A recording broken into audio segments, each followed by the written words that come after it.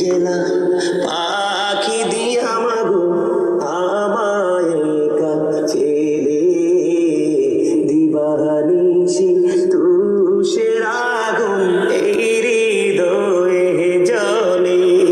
বলেন কেমনে গেলা পাখি দিয়া মাগো আমায় একা ফেলে, দিবানিশি তুষের আগুন এই হৃদয়ে জ্বলে।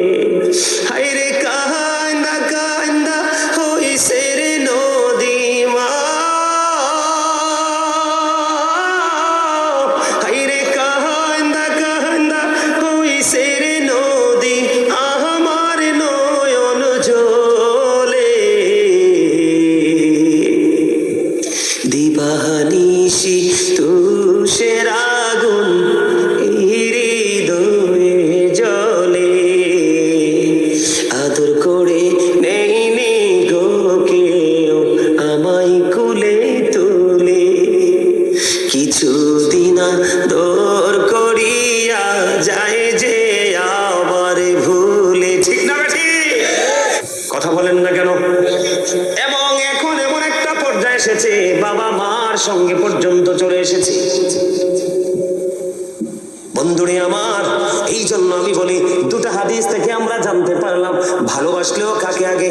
আল্লাহর পছন্দের কাজ হলো বাবা মাকে ভালোবাসা, তাদের সাথে মিষ্টি আচরণ করা।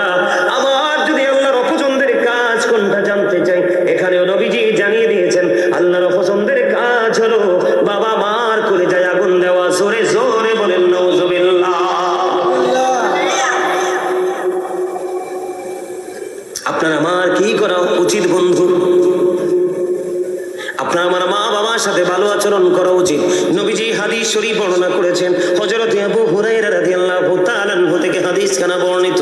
আপনার আমার প্রাণের নবী, দু জাহানের বাদশা নবী, রাহমাতাল লিল আলামিন নবী, তিনি বলে দিয়েছেন, হতভাগা সে, হতভাগা সে, হতভাগা সে। ইয়া রাসূলুল্লাহ, কে গো সেই হতভাগা? ইয়া রাসূলুল্লাহ, আমার নবীজি জানিয়ে দিয়েছেন বাবা মা উভয় বেঁচে আছে অথবা একজন বেঁচে আছে। এই একজন অথবা দুইজনকে পাইলো, পাওয়ার পরেও যদি সন্তান বাবা মাকে ভালোবেসে আদর করে সম্মান দিয়ে মর্যাদা দিয়ে যদি জান্নাতি হতে না পারে, আল্লাহর প্রিয় হতে না পারে, আল্লাহর দিদার প্রাপ্ত বান্দাদের অন্তর্ভুক্ত হতে না পারে, তাহলে তার মতো হতভাগার কেউ হতে পারে না। আমাদের অনেকের বাবা মা দুজনই আছে। আমার নিজের একবারে কাছের মানুষ দেখছি, বিয়ের পরে বউ নিয়ে বন্ধ, বাবা নাই, মা আছে, ঘরে উপযুক্ত বোন আছে। বিয়ের পরে বিবির কথা অনুযায়ী মা বাবা মা ছেড়ে অনেক দূরে চলে এসেছে, মায়ের খবর নেয় না। উপযুক্ত বোন আছে বন্ধু, যেই রকম ভাবে খবর নেওয়ার কথা সেই রকম নেয় না।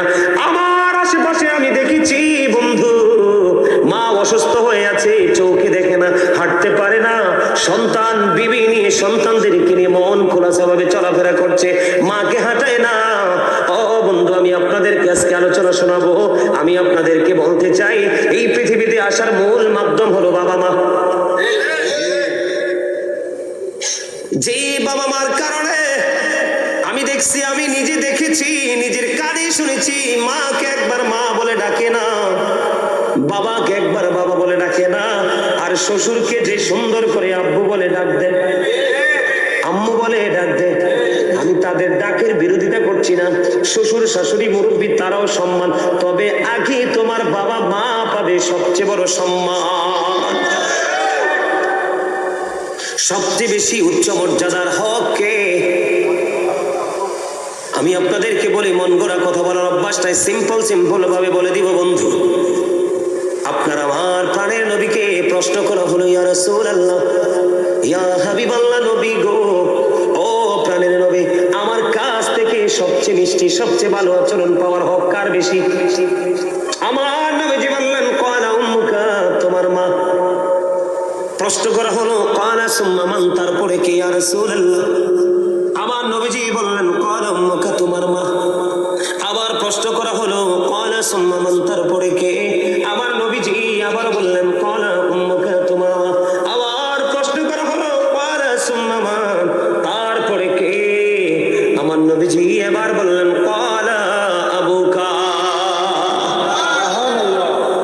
তিনবার মায়ের কথা বলেছে, একবার বাবার কথা বলেছে। এর মানে এই জন্যই না যে বাবার সম্মান কমে গেছে। আল্লাহর হাবিব বলে দিয়েছেন, যেই সন্তানটা বাবার অবাধ্য এই সন্তানটা আল্লাহর অবাধ্য। যেই সন্তানকে বাবা সহ্য করতে পারে না একে আল্লাহ নিজেও সহ্য করে না। বাবা মার মর্যাদাটা আপনাকে আমাকে বন্ধু বুঝে নিতে হবে। আমার দিকে তাকান,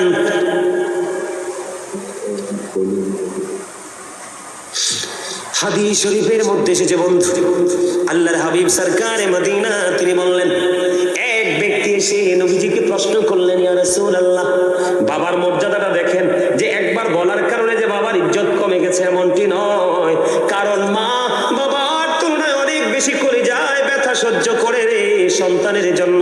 মায়ের মতো ত্যাগী নারী পৃথিবীতে আর কেউ হতে পারে